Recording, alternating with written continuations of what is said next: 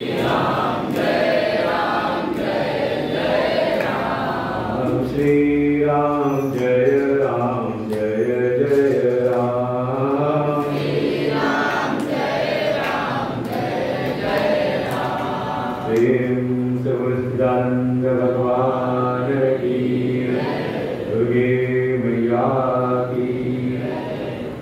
या श्री स्वयं सुकृतिनां भवनेश्वर लक्ष्मी पापात्मना कृतधियां हृदयेषु बुद्धि श्रद्धा सतां कुलजनप्रभवस्य लज्जा तां त्वां नतास्म परिपालय देवि विश्वं।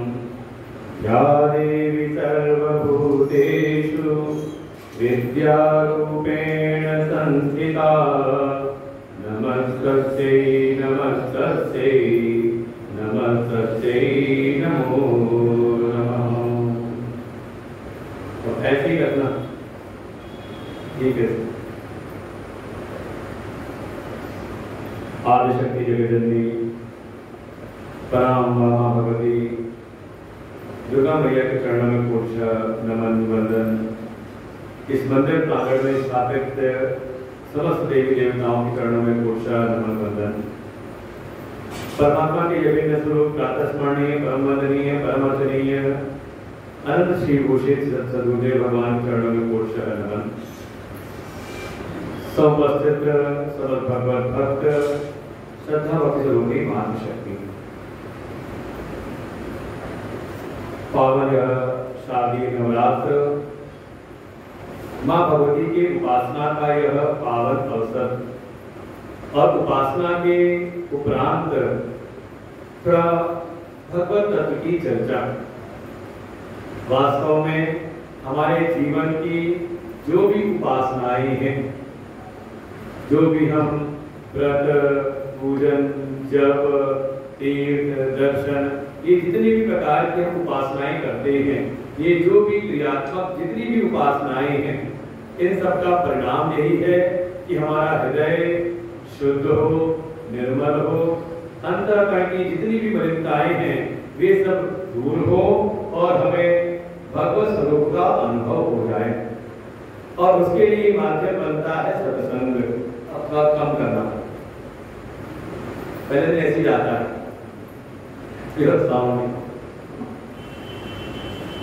तो मां भगवती की ही अहेतु कृपा कि हम उनका दर्शन पूजन अर्चन तो कर ही रहे हैं।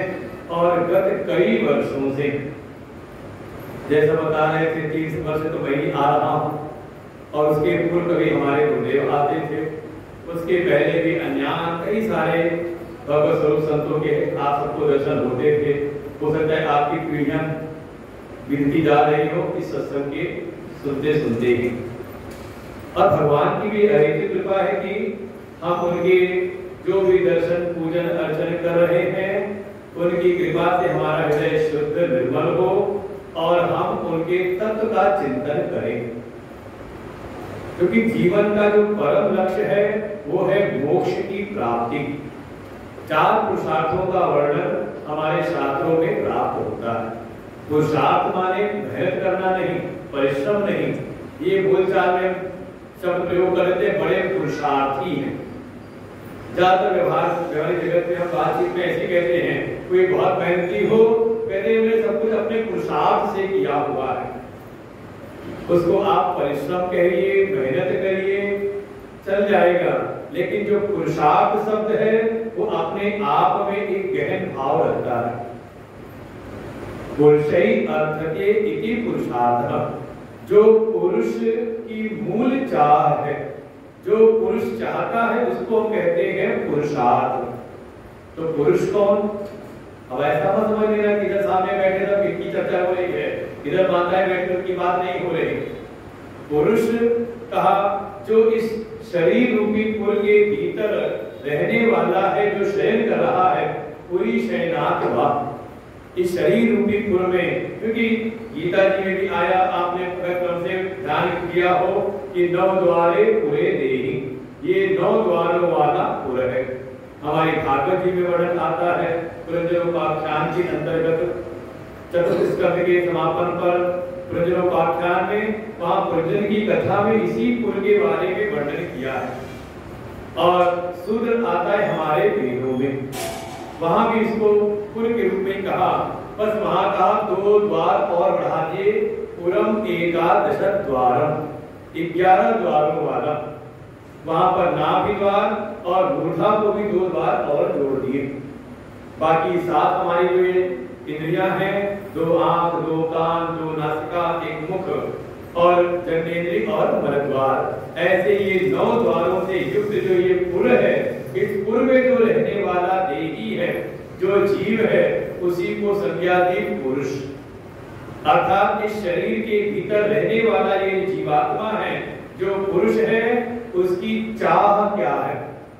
तो हमारे ऋषियों ने उसकी साजो चाह थी, उनको 4 वर्गीकरण कर दिया, 4 भाग में बांट दिया। हम सब के भीतर चाह होती है धर्म की। देखो, चाहे खुद हम पालन करें ना करें, लेकिन दूसरे से तो इच्छा रहती है। भले हमने माता पिता की सेवा की हो ना की हो, लेकिन अपने बच्चे से चाह तो रहती कि बेटा हमारा ध्यान रखे, हमारी सेवा करे। चाहे हम समाज में ठीक से व्यवहार करें ना करें, लेकिन दूसरों चाह बनती है कि सब धर्म का, नियम का पालन करें, सब सत्य बोले, सब अस्तेय धर्म का, कोई चोरी ना करे, कोई निंदा बुराई ना करे। चाह तो भीतर है सभी के भीतर। इसको कहा धर्म की चाह, धर्म की अर्थना, धर्म को चाहना। फिर धर्म के साथ साथ भाई जीवन यापन करना है तो उस लक्ष्मी जी की कृपा होनी चाहिए, कुछ धन की व्यवस्था भी हो, तो अर्थ की चाह। और इसीलिए पहले रखा धर्म को कि धर्म पूर्वक हम अपने जीवन की जरूरतें जो हैं, उसका साधन जो अर्थ है, धन है, उसको हम प्राप्त करें। अर्थ की चाह रहती है। और ये अर्थ की चाह तो कैसी है, छोटे से बच्चे को भी देखो, उसको रुपया बड़ा अच्छा लगता है, भले चाहे उस कागज के टुकड़े का उसको मोल पता नहीं कि कागज के उस टुकड़े का कितना मोल है। और कई बार तो ऐसा है कि किसी को 100 रुपए के बदले आप 2 नोट दे दो 10-10 की, तो हो सकता है 1 नोट के बदले वो 2 नोट लेने की चाह रखेगा। उसको इतना पता है कि ये जो कागज का टुकड़ा है, ये बाकी कागज के टुकड़ों से कुछ अलग है। और इसको जैसे ही हम लेके जाएंगे लाला की दुकान पर, तो वहां कुछ ना कुछ हमको खाने को मिल जाएगा। तो क्या है, अर्थ की चाह कब से आई है? आप ये नहीं कहते कि बड़े होने पर आई है, ये जन्म जन्मांतर से हमारे भीतर आ रही है। और जैसे रुपया मिला तो तीसरी जो इच्छा है वो है काम पुरुषार्थ। ये इस शरीर को कैसे सुख मिले, रोटी, कपड़ा, मकान, उसकी चाह आपके भीतर, अपनी जो भी सुविधाएं हैं उनका अर्जन करने की इच्छा भीतर आती है। तो धर्म, अर्थ, काम। और चौथा कहा, चौथे का नाम दिया जिसको कहा परम पुरुषार्थ। ये तो पुरुषार्थ है, लेकिन ये जो मोक्ष है ये परम पुरुषार्थ है, क्योंकि संसार में कोई भी बंधन नहीं चाहता। अभी आप बैठे हो, मन के भीतर आपको ये पक्का है कि जब इच्छा होगी तो आप निकल के जा सकते हो। और अचानक ऐसा कोई यहाँ पर बोल दे माइक से, अब यहाँ से कोई, अब जो अंदर आ गया अब यहाँ से बाहर नहीं जा पाए। तो अभी हुआ नहीं था कोरोना में, घर से कोई बाहर नहीं निकलेगा। अच्छा लगा, मजबूरी में जैसे भी कहा बंद करके रहे, लेकिन बंद करके रहना हमें अच्छा लगता नहीं। सभी जीव मुक्ति चाहते हैं, यहाँ तक कि हमारे दरवाजे पर कोई पशु भी बंधा हुआ है तो वो भी चाहता है बंधन से मुक्ति, हर प्रकार के बंधनों से मुक्ति। इसलिए ये जो चारों पुरुषार्थ हैं, धर्म, अर्थ, काम और मोक्ष, इसकी सभी के भीतर इच्छा है, लेकिन पूर्ति कैसे हो? तो कहा इसके बारे में पहले आप ज्ञान की प्राप्ति करो। और जहां इन चारों पुरुषार्थों की प्राप्ति के उपाय बताए गए हैं, उसी को हम कहते हैं शास्त्र। हमारे जो वेद हैं वेद में इन्हीं सब बातों के बारे में विस्तार से वर्णन किया हुआ है। केवल पूजा पाठ नहीं, कैसे जीवन में धर्म की स्थापना करें, कैसे अर्थ का हम प्रबंध करें, कैसे काम पुरुषार्थ को सिद्ध करें और किस प्रकार से हम मोक्ष के मार्ग पर आगे बढ़े, इन्हीं बातों का समग्र रूप में वेदों में निरूपण किया। कैसे हम उन धर्म का पालन करते हुए अपने चित्त को परम शुद्ध करें और अपने कर्तव्य पालन करते हुए मोक्ष के मार्ग पर अग्रसित हों। क्योंकि ये बार बार जन्म लेना, बार बार मरना, इससे बढ़कर के कोई बंधन है नहीं। और देखो जीवन में अनुभव भी होता है, जरा सी विकट परिस्थिति आ जाए तो मन में होता है कि बस प्रभु कृपया पारे पाहि मुरारे, प्रभु बस किसी बार बेड़ा पार कर दो, दोबारा न आना पड़े। भले इसके बाद कुछ सुख की स्थिति आ जाए तो आप भूल जाते हो, लेकिन जैसे ही कोई विकट परिस्थिति आ जाए तो बार बार मन के भीतर ये चाह उत्पन्न होती ही है। इसी को कहा मोक्ष पुरुषार्थ। और इस मोक्ष पुरुषार्थ की सिद्धि के लिए हमारे वेदों में जो प्रकरण है उसी को कहा ये वेदांत है, जो वेदों का अंतिम निष्कर्ष कि धर्म अर्थ काम इनकी हम सिद्धि करें, लेकिन मोक्ष से समझौता करके नहीं। वास्तव में देखो, धर्म में भी अगर आपको बंधन लगने लगे तो आप धर्म से छूटना चाहते हैं, अगर आपको रुपए से बंधन मिलने लग जाए तो अर्थ से बंधन लगे तो आप अर्थ को भी छोड़ने को तैयार हो जाते हो। यहाँ तक कि अगर ये सुविधाएं भी अगर आपको बंधन लगे तो आप उससे भी छूटना चाहते हो। इसलिए ये धर्म अर्थ काम इन सब से जो सर्वोपरि है वो है मोक्ष पुरुषार्थ। वेदों में इसके बारे में जहां बताया उसी को हमने कहा वेदांत, और उसी को हमने नाम दिया उपनिषद।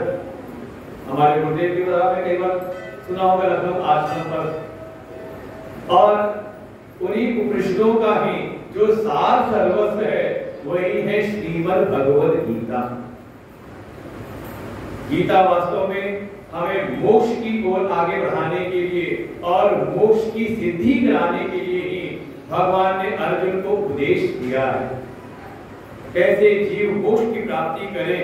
हम हैं तो पड़े हुए मोह में, अज्ञान में, इस मोह से मोक्ष तक की यात्रा कैसे करें, उसी का पूरा एक बढ़िया सुंदर प्रबंध भगवान ने श्रीमद् भगवद गीता में किया है।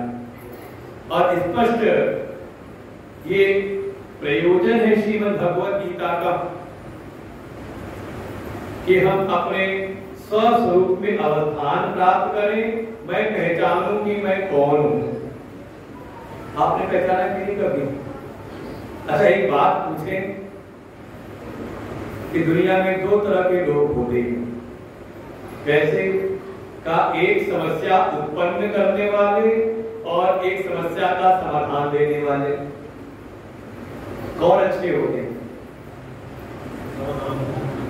समाधान देने वाले, पक्का। अच्छा फिर मैं ये पूछूं कि आप कौन से हो? आप किसमें आते हो? किसमें आते हो? समस्याएं उत्पन्न करने वालों में या समस्याओं का समाधान? वास्तव में जो इस संसार की माया मोह में झगड़ा हुआ है वो अपने आप में ही एक समस्या है, और जो इस माया मोह के बंधन से मुक्त है समझो वही अपने आप में जीता जागता समाधान है। सीधे कह दे, जो जीव है जो अभी अज्ञान के बंधन में है वही समझ लो सबसे बड़ी समस्या है, और जो इस अज्ञान बंधन से जो मुक्त हो गए ऐसे जो सद्गुरु हैं हमारे सद्गुरुदेव भगवान हैं वो अपने आप में ही समाधान है। जीवन को महसूस करें।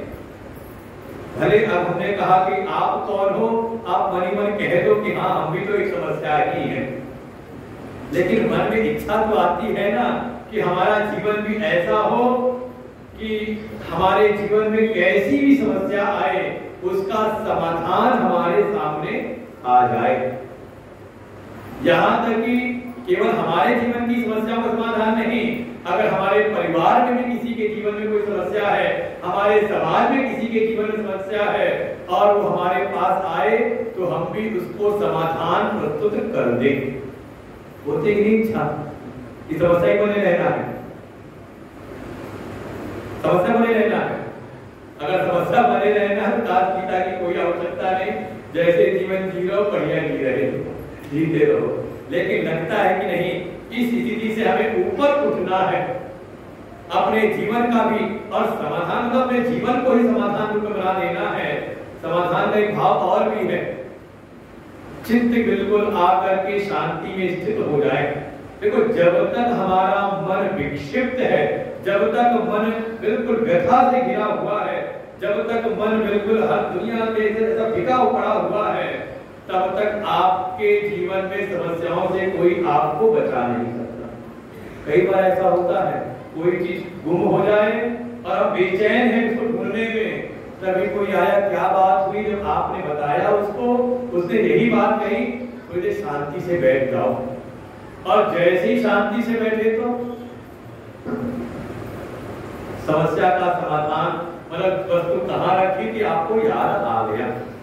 अर्थात ये मन की जो चंचलता है, ये जो मन का विक्षेप है, ये जो मन की व्यथा है, यही जीवन की सबसे बड़ी समस्या है।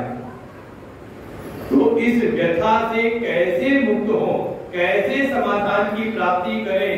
तो जैसे है ना, व्यथा से कैसे निकले, तो कहा कथा में प्रवेश करें।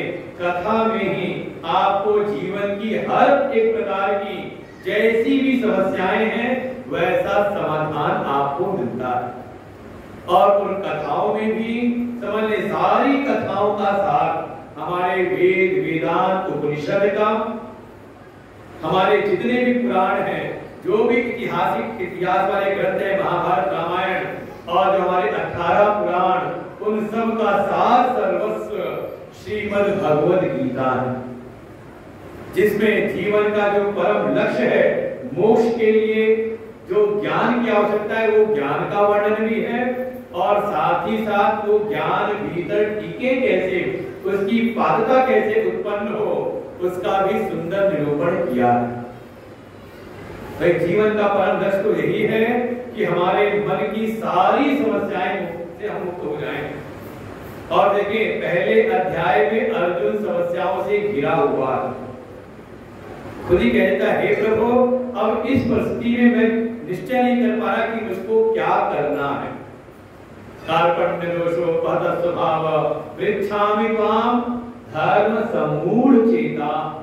मेरा जो चित्त है, मेरी जो बुद्धि है, धर्म के विषय में, कर्तव्य के विषय में कि इस परिस्थिति मुझको क्या करना है। तो ये तो समस्या है।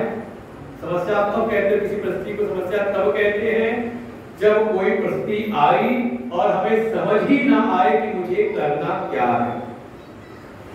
और किसको बहुत कहते समस्या? किसको? पत्नी को या पति को? ये दुनिया में ना ये सब समस्या नहीं है। समस्या क्या है कि सामने जो परिस्थिति आई हुई है, हम समझ नहीं पा रहे कि इस परिस्थिति में हमें क्या करना चाहिए, कब बोलना है और कब शांत हो जाना है, कब आगे बढ़ना है, कब पीछे हट जाना है। देखो, जीवन में सब उतार चढ़ाव आते रहते हैं। और श्रीमद् भगवद गीता में अर्जुन की स्थिति भी ऐसी ही है, जो स्वयं आया था तैयारी करके युद्ध के मैदान में, लेकिन सामने जो परिस्थिति दिखाई दी, कोई अचानक नहीं आ गया युद्ध के मैदान में। 1 वर्ष तक तो केवल सेनाओं को इकट्ठा किया है और इस युद्ध की प्रतीक्षा में का पूरा जीवन लगा रखा है। जैसे कोई एक सैनिक है, युद्ध जब छेड़ेगा तब युद्ध करेगा, लेकिन उसकी तैयारी का जब से वो सेना में भर्ती हुआ है, रोज लग रहा है अपने अभ्यास में, निरंतर अपने अभ्यास में लगा हुआ है, अपने युद्ध कौशल को बढ़ा रहा है और कभी उसको एक मौका मिलता है। ऐसे ही अर्जुन ने पूरा जीवन लगाया है, तपस्या की है, देवताओं के राजा इंद्र को प्रसन्न किया, साक्षात भगवान शिव महादेव को भी।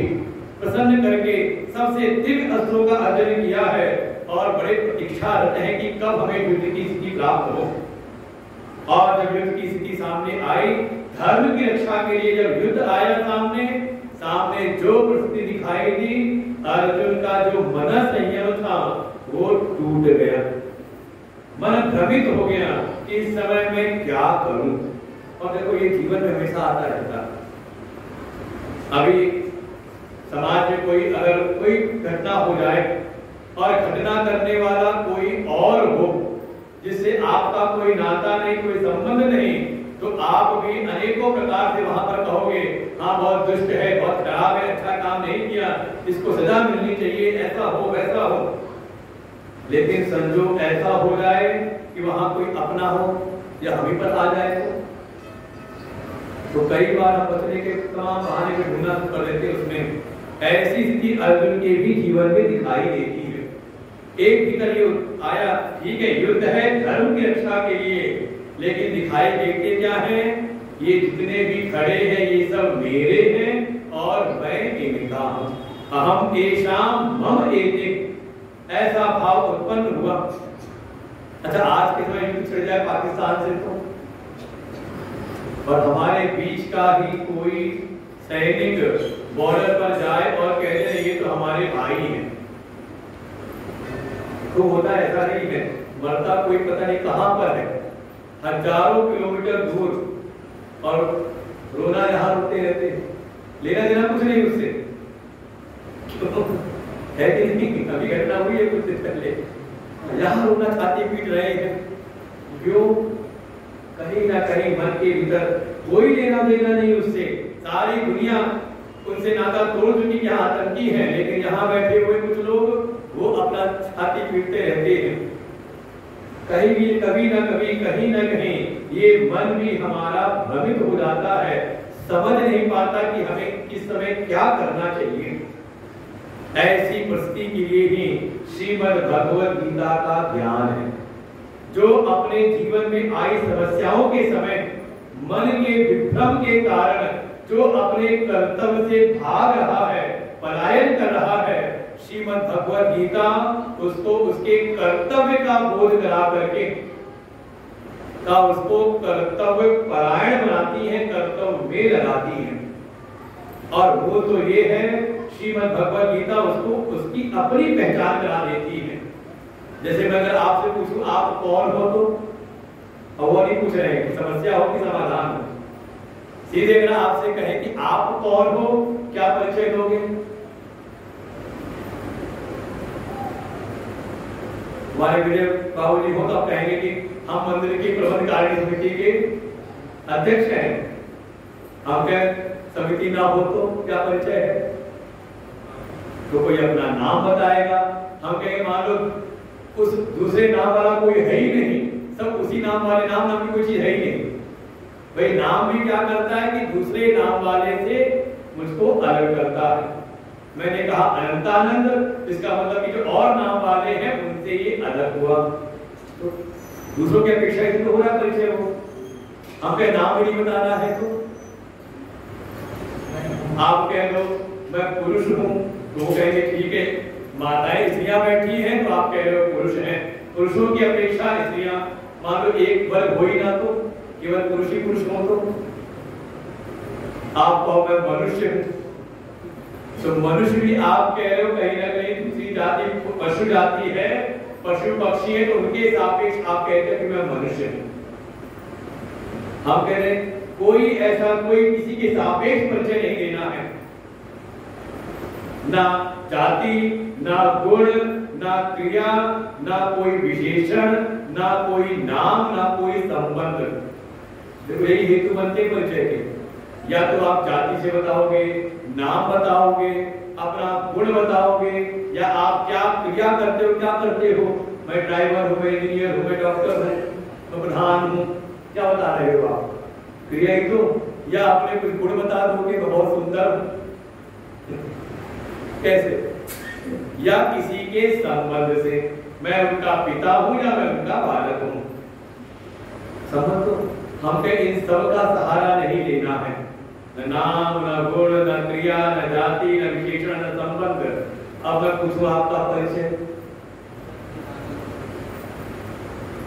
सच्चिदानंद कह रहे हो, सामने कोई एक जड़ है तो हमने कहा कि मैं चेतन हूं। कोई असत है जिसकी सत्ता नहीं है तो उससे मैं कह रहा हूं कि मैं सत हूं। कोई दुखी है तो मैं कह रहा हूं कि मैं आनंद हूं।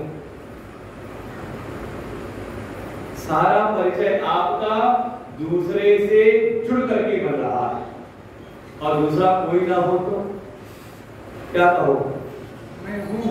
बस यही कहोगे हूं, मैं भी नहीं कहूंगा। बस ये होगा कि हाँ कहें क्या?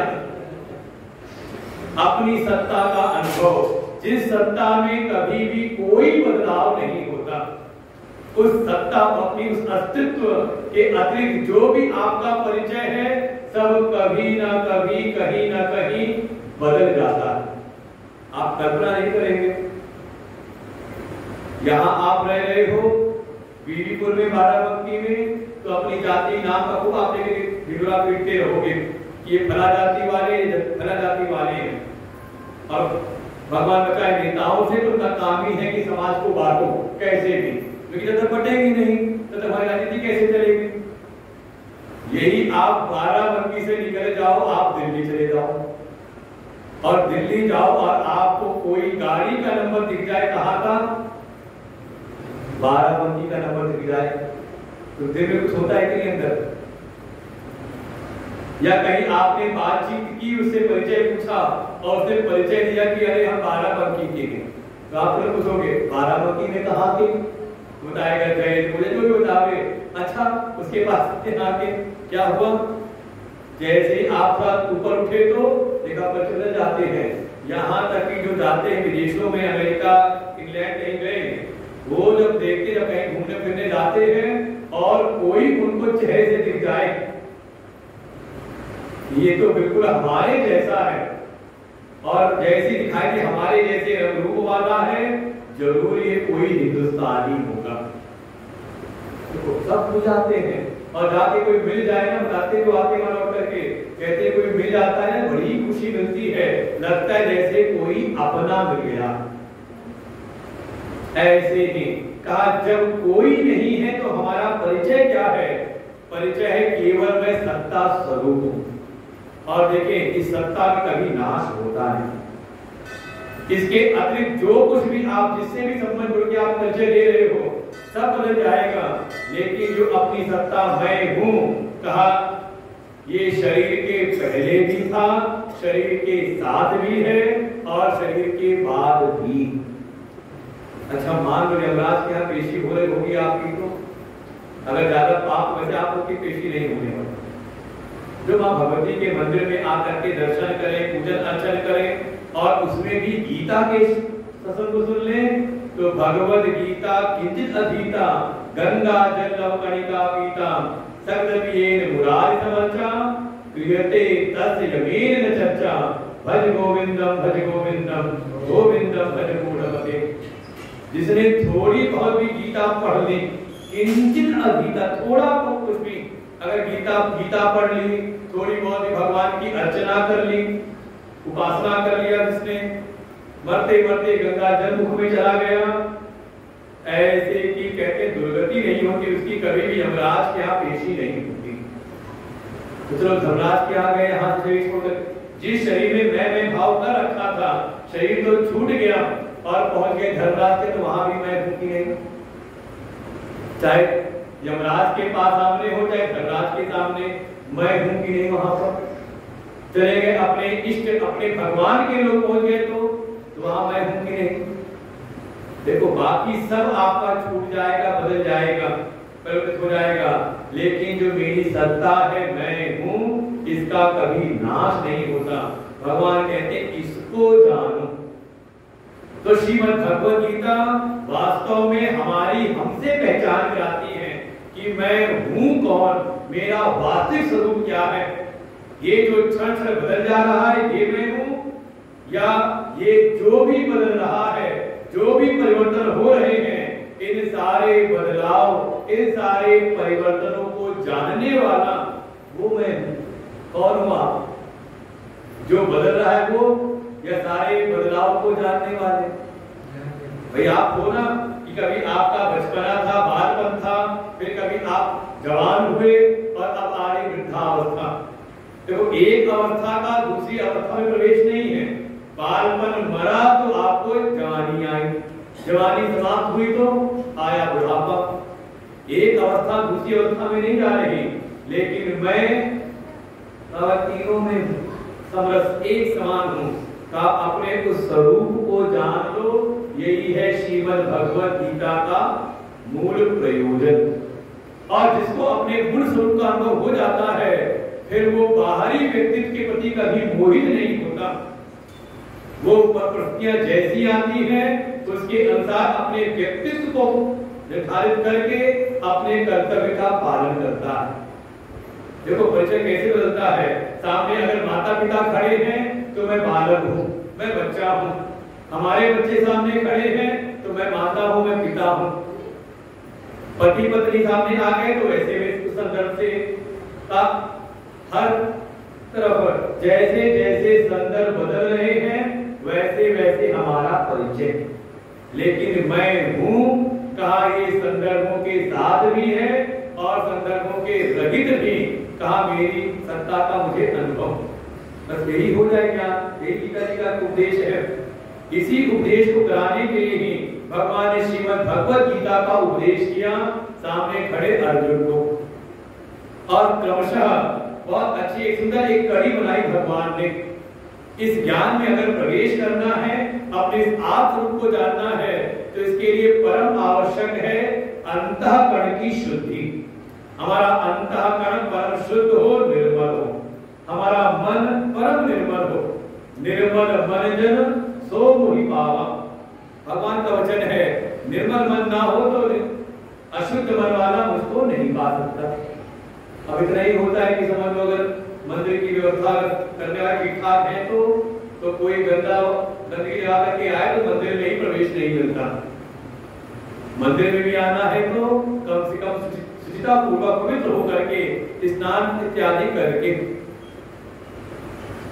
तो भगवान की प्राप्ति अपने आत्म में स्थित होने के लिए मन की निर्मलता आवश्यक है। तो इसके लिए भगवान ने श्रीमद् भगवत गीता में प्रारंभ के 6 अध्यायों में वर्णन किया है कर्म योग का। 1 से लेकर के 6 अध्यायों तक कर्म योग का प्रतिपादन किया है। क्योंकि मन के भीतर जो भी अशुद्धि आई है वो आई है कर्मों के द्वारा ही। देखो 3 प्रकार की वासनाएं होती हैं। तो जो मूल सिद्धांत है वासना मतलब और उसको एकांत रूप में देखते हैं कि हाँ बहुत वासना से युक्त है। वासना मतलब कैसी इच्छाएं भीतर, कैसे संकल्प भीतर है। तो 3 प्रकार की वासनाएं कही गई। पहली है आसुरी वासना, दूसरी है मानवी वासना और तीसरी कहा दैवी वासना। 3 प्रकार की वासनाएं। अब ये कैसी वासना से हमारा चित्त घिरा हुआ है वैसा प्रभाव जीवन में दिखाई देता। बहुत ज्यादा अगर जीवन में आसुरी वासनाओं का प्रभाव है, आसुरी वासनाएं भरी पड़ी हैं, फूल के जन्म जन्मांतर के कर्मों का प्रभाव होता है। तो बहुत ज्यादा आसुरी वासनाएं अगर भर करके बैठी हैं, प्रभावी हैं, तो जीवन में जो प्रवृत्ति होगी वो परम स्वार्थ पूर्वक होगी। और ऐसा स्वार्थी जीवन होगा कि अपना भला हो चाहे सामने वाले का नाश हो जाए। देखो इसलिए कहते हैं आसुरी वासना, दूसरे वाले का नुकसान, दूसरे वाले का सत्यानाश करके भी अपना भला करना चाहे, इसी का नाम है आसुरी वासना। नाम ही है ना, इस वासना से कोई युक्त हो उनको कहते हैं असुर। असुर माने ऐसे तो गाना गवाया गया, मिले सुर मेरा तुम्हारा। और कोई इतना स्वार्थी हो तो कि दूसरे का सत्यानाश करने को तैयार हो जाए तो पक्की बात है उसका सुर किसी से मिलेगा नहीं, मतलब व्यवहार में उसका अच्छा किसी से पता चलेगा नहीं। इसको कहा आसुरी वासना से युक्त है। तो और ये सारी वासनाएं हमारे कर्मों के प्रभाव से आप कुछ करते हो तो एक तो क्रिया का एक सामने फल मिलता है कि आपका वो कार्य सफल हुआ या असफल। लेकिन जो संस्कार की छाप पड़ी हमारे चित्त में का उससे हमारी वासनाओं का निर्माण होता। दूसरी का मानवीय वासना। देखो यहाँ भी स्वार्थ है, यहाँ भी विषय भोग की लालसा है, लेकिन बस ये है किसी का नुकसान करके नहीं, किसी का अहित करके, किसी का अनिष्ट करके नहीं, बल्कि अपने परिश्रम से, अपनी मेहनत से अपना काम बनाना, ईमानदारी पूर्वक अपना जीवन पालन करना, अपना और अपने कुटुंब का। तो इसको कहा ये मानवीय वासना एक सामान्य स्थिति है। इसीलिए कहते हैं अगर ऐसा चित्त हमारा नहीं है, अगर दूसरे का हम सत्यानाश करने को लगे हैं, समझो अभी मनुष्य शरीर तो हमें मिल गया, लेकिन अभी मनुष्योचित गुण हमारे भीतर नहीं आए। ठीक है, अपना हम भला करें, लेकिन किसी का नुकसान करके नहीं। और ऐसे ही अच्छे कर्म करते हुए भीतर आ जाए त्याग की भावना। देखो पहले वाला था अपने भले के लिए दूसरे का नुकसान करने को तैयार था। धीरे धीरे जीवन ऐसा हो, कर्म की ऐसी साधना हो, कर्म योग हो, त्याग पूर्वक हमारे जीवन के कर्म हो कि जहां पहले स्थिति थी अपने भले के लिए दूसरे का नुकसान, स्थिति ऐसी आ जाए दूसरे के भले के लिए अगर अपना भी नुकसान हो जाए तो उसको फिर से परहेज नहीं होता। अपना नुकसान करके भी कहा दूसरे के भले के लिए जो लग जाए, इसे कहते हैं ये दैवी वासना है। और देखें ये दोनों प्रकार की सब चीजें रहती है मन के भीतर, सुमति कुमति सबके कुल और प्रभाव कैसा है, जिसके भीतर सुमति का प्रभाव है अर्थात दैवी वासना का प्रभाव है, उसको हर प्रकार से सफलताएं प्राप्त होती हैं। और जहां कुमतितः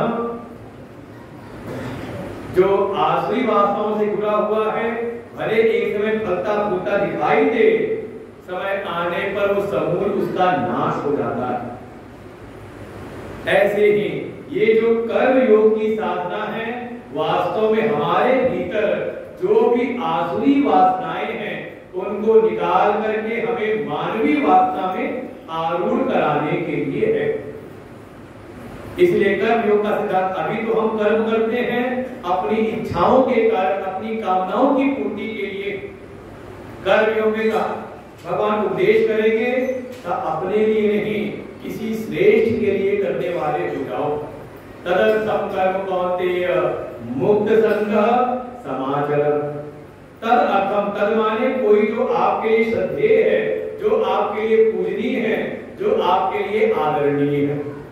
जैसे कोई ऐसा है जो केवल अपने लिए जीवन जी रहा है, और कोई ऐसा है जो परिवार के लिए।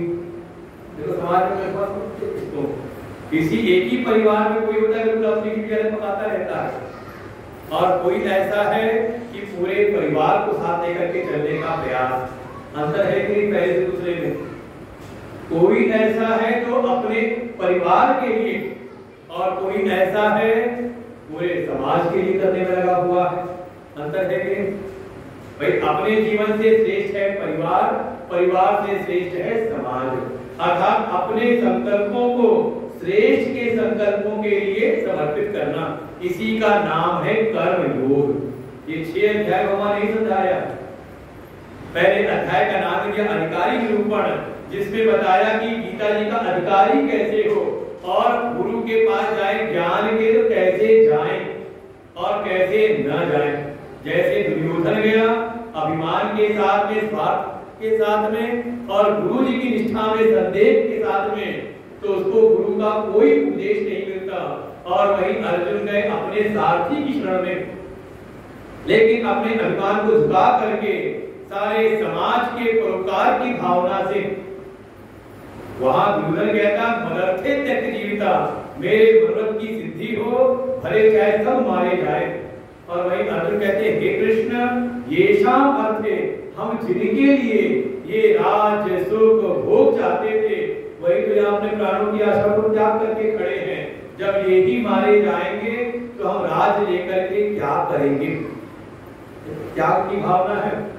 ऐसा कोई अधिकारी हो अर्जुन के जैसा, तो पहले अध्याय में अधिकारी का निरूपण किया अधिकारी कैसा और किस प्रकार से वो गुरु की शरण में जाए। दूसरे अध्याय में जैसे कोई विचलित हो, कोई व्यथित हो, तो समझदार व्यक्ति की शरण में हो तो समझदार व्यक्ति उसको जीवन का कोई बड़ा लक्ष्य दिखाता है। चिंता ना करो, यहाँ असफल हुए तो कोई बात नहीं, दूसरा भी एक श्रेष्ठ लक्ष्य है। तो दूसरे अध्याय में भगवान ने जीवन का परम लक्ष्य दिखाया है कि जीवन का परम लक्ष्य है ब्राह्मी स्थिति की प्राप्ति करना। ऐसा ब्राह्मी स्थिति पार्थ नए नाम प्राप्त हुई यदि उस ब्रह्म पद की प्राप्ति करने के लिए ही ये मनुष्य का जीवन प्राप्त हुआ है। धर्म अर्थ काम इनके लिए लगे, लेकिन मोक्ष पुरुषार्थ को भी ध्यान में रखें। साधन धाम मोक्ष कर द्वारा ये मनुष्य का जीवन मिला है मुक्ति के लिए।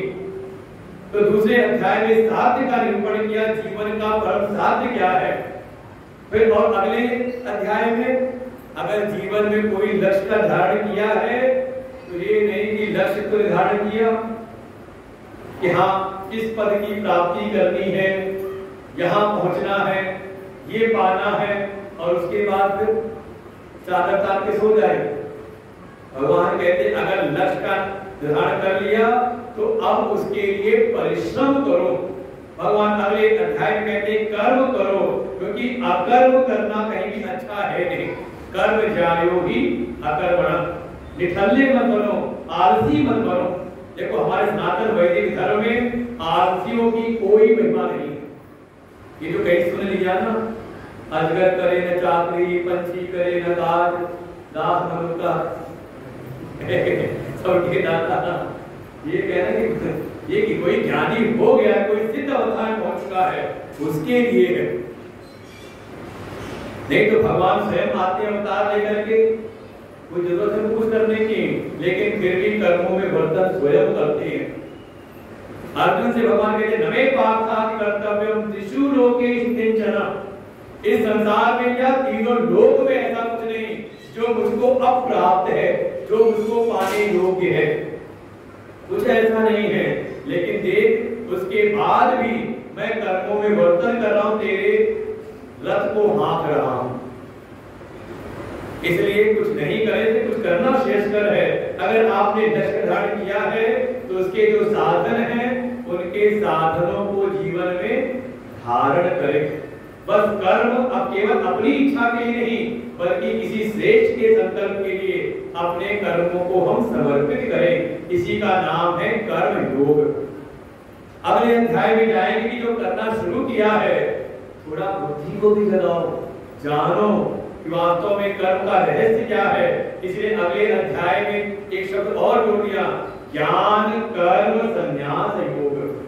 कि जो कर रहे हो थोड़ा उसको जानो तो, समझो तो कि हमने जो उपासनाएं की हैं, जो भी हमने कर्तव्य इत्यादि का पालन किया है, उनका फल क्या है, उनका परिणाम क्या है, कर्म के क्या रहस्य हैं। इसे चौथे अध्याय भगवान कहेंगे कर्मणो अपि बोधव्यम बोधव्यम च विकर्मणः अकर्मश्च बोधव्यम गहना कर्मणो गति।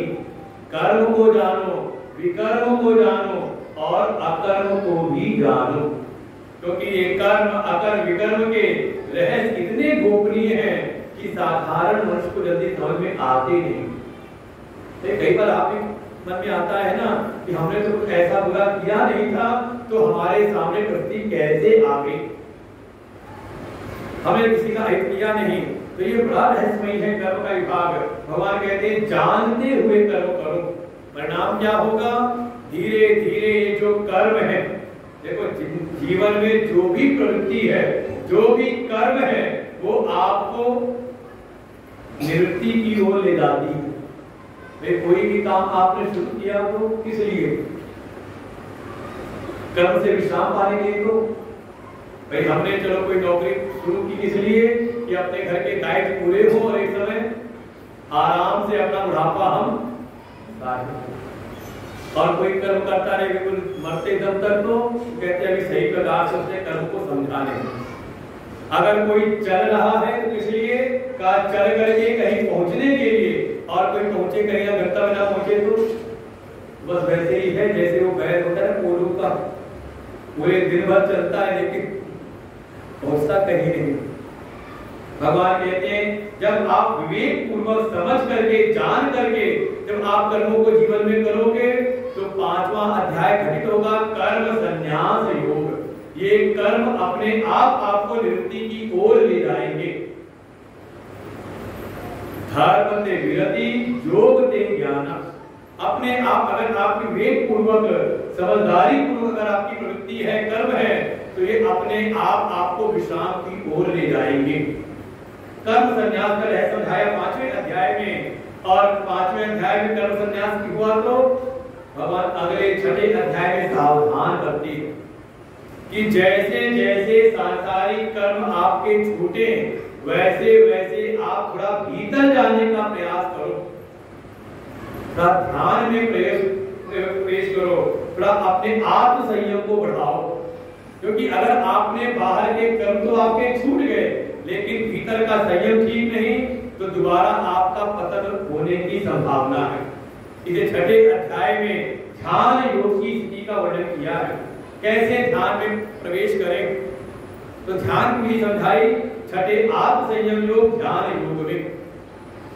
अच्छा, ध्यान में मन एकाग्र होने लगा तो ध्यान का लक्ष्य क्या, ध्यान किसका करें? तो 7वें अध्याय से भगवान प्रकरण प्रारंभ करते भक्ति योग का।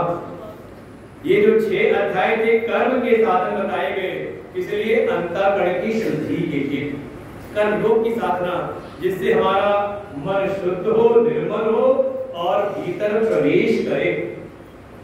और जब भीतर ध्यान में जाए तो हम ध्यान किसका करें, इसका निरूपण कराने के लिए भगवान ने 6 अध्यायों में 7वें से लेकर के 12वें अध्याय तक जो प्रसंग लिया उसका नाम है भक्ति योग।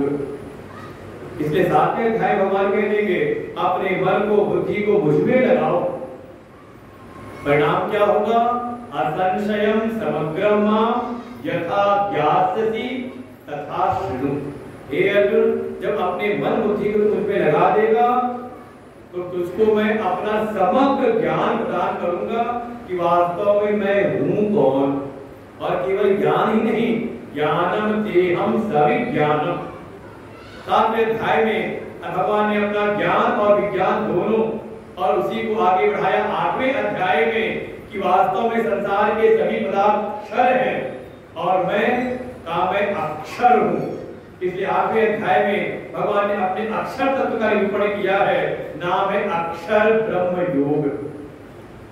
9वें अध्याय में फिर समझाते हैं ये जो अक्षर ब्रह्म योग है ना, मेरा जो परम तत्व है ना, ये अत्यंत ही गोपनीय है।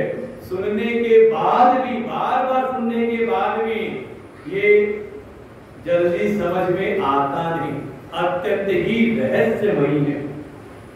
लेकिन विद्या कैसी है? का ये जो ज्ञान है सारे ज्ञानों में, देखो जितना भी दुनिया का ज्ञान है ये निचले स्तर का है, और ये जो अक्षर तत्व का ज्ञान है का ये सारे ज्ञानों का सिरमौर है, राजा है।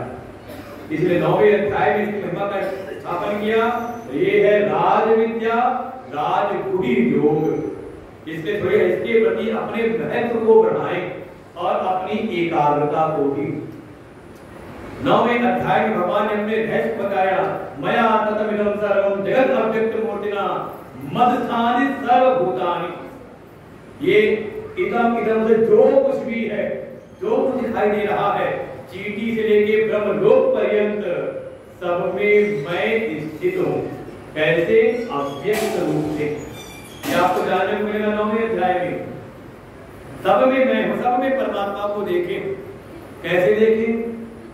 सब में जो सत्ता दिखाई देती हो, आप हर जगह के माइक है, स्टैंड है, फूल है, माला है, मेज है, क्या कह रहे हो, शरीर है, हर चीज में आ रही है। नाम भले बदल रहे, रूप बदल रहे, लेकिन है परा। ये जो सत्ता है ये परमात्मा कह रहे अव्यक्त रूप से मैं ही सब में विराजमान। सत्ता केवल प्रभु की, सब में प्रभु को, भगवान को, और साथ ही भगवान कहते मद स्थान सर्वभूतानि। ये सारे भूतों में जैसे तुमने मुझको देखा वैसे ही मुझ में ही सारे भूतों को देखो। सब में मैं हूं और सब मुझ में है। अर्जुन को लगा समझ में आया नहीं, सब में कैसे मैं देखूं? तो अर्जुन ने खुद ही पूछ दिया 10वें अध्याय में, केषु केष्ट भावेषु चिंत्योसी भगवन्मया। हे प्रभु, मेरे द्वारा मैं कैसे किस प्रकार से सब में आपको देखूं? तो कैसे सब में भगवान को देखें, इसका निरूपण भगवान ने किया विभूति योग। भगवान दिखाते देखो कहां कहां किस किस रूप में मैं हूं। श्रद्धालुओं में मैं राम हूँ, वृष्टि वर्षियों में कृष्ण हूँ, रुद्रों में मैं शंकर हूँ। ऐसे सब जगह पर दिखाया और कह रहे थे यदि विभूति मत तुम कहाँ तक विभूति बताऊं, जहाँ कहीं भी आपको कोई विशेष गुण दिखाई दे तो समझ जाना यहाँ भगवान सत्ता कार्य कर रही है। ऐसे विभूति योग में दिखाया भगवान ने। तो अर्जुन ने पूछा, आपने दूसरी बात भी कही थी कि सारे भूत मुझ में हैं। भगवान ने कहा फिर ठीक है, 11वें अध्याय में अपना विश्व रूप दर्शन दिखाया। यही कथम जगत कृष्णम, हे अर्जुन तू यहीं खड़े खड़े ही मुझ में तू सारा जगत देख, सारा लोकांतर ब्रह्मांड देख, ये सब मुझसे ही निकल रहे हैं और कुछ देर बाद मुझ में ही सब लीन हो रहे हैं। ऐसे 11वें अध्याय में अर्जुन ने भगवान के एक तो विराट रूप का दर्शन किया, विश्व रूप दर्शन का, और देख करके बड़ा भयभीत हो जाता है। भगवान से प्रार्थना भी करता है, हे प्रभु ये जो आपका है ना ये बड़ा विकराल रूप, याद होगा किसी वर्ष सुना होगा, जो भगवान के विश्व दर्शन का उपदेश किया था, वर्णन किया था, बड़ा भयावह लगता है। वहां वर्णन किया था कि कैसे ये सारे जीव जा रहे हैं और भगवान के जब मुख में प्रवेश कर रहे हैं तो भगवान को चबा भी रहे होंगे, तो कोई उनके दारों के फंसा हुआ दिखाई देता है, किसी का सिर चकनाचूर हो रहा है, किसी की हड्डियां पिस रही हैं, और जैसे कोई आप हिंसक पशु को देखें खाते हुए मांस, बिल्कुल जब ऐसा दृश्य है भयानक दृश्य देखा तो भगवान से प्रार्थना करते, प्रभु मैं आपका वो पहले वाला ही रूप देखना चाहता हूँ, दृष्टेदम मानुषम रूपम, आप अपने उसी रूप में आ जाइए। भगवान ने अपना चतुर्भुज रूप भी दिखाया और पुनः वासुदेव रूप में भगवान आए और अर्जुन से कहा, इस 11वें अध्याय के समापन पे ये जो तूने मेरा विष्णु दर्शन का किया है ना, देखा है, ये समझने सबके लिए सुलभ है नहीं। बड़े बड़े देवता भी इसको देखना चाहते हैं लेकिन देख नहीं सकते। कैसे दर्शन होता है भगवान के विष्णु का? भगवान कहते हैं भक्त्या तू अनन्या सत्य। हे अर्जुन, मुझको अगर जानना है, मेरा अगर दर्शन करना है तो नाहम वेदैन तपसा न दानेन चेतया। कोई भगड़ा दानी हो तो दान के बल से नहीं, भगड़ा यज्ञ हवन करने वाला यज्ञ के बल से नहीं, कोई भगड़ा तपस्वी है तपस्या के बल से नहीं। किसी ने कहा हम वेद कंठस्थ रखे हैं, कहा वेद ज्ञान से भी नहीं। कैसे? कहा भक्त्या तू अनन्या, अनन्य भक्ति के द्वारा ही अहम एवं विधोर्जुनः। हे अर्जुन, इस प्रकार जैसे तूने मुझको देखा था, मेरा विश्व रूप देखा तूने, इसको केवल और केवल अनन्य भक्ति के द्वारा, अनन्य भक्ति का जिसके जीवन में भगवान के अतिरिक्त कोई और दूसरा हो ही ना, मेरे तो गिरधर गोपाल दूसरो ना कोई, ऐसी धारणा जिसकी बन जाए तो केवल मुझको जानता नहीं, ज्ञातुम द्रष्टुम तत्वेन प्रवेशुम च परंतपः।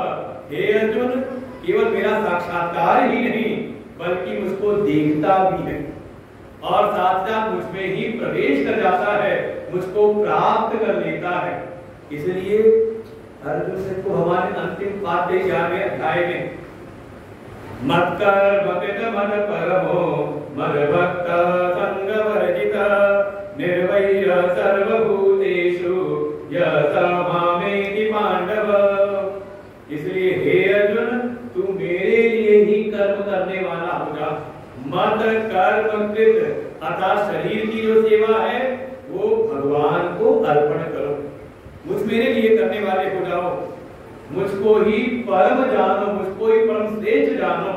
मत परमा, बुद्धि से भगवान को ही परम श्रेष्ठ जान ले। मद भक्त, अगर कहीं प्रेम भी करना है तो मेरे से, मुझसे प्रेम करने वाले हो जाओ।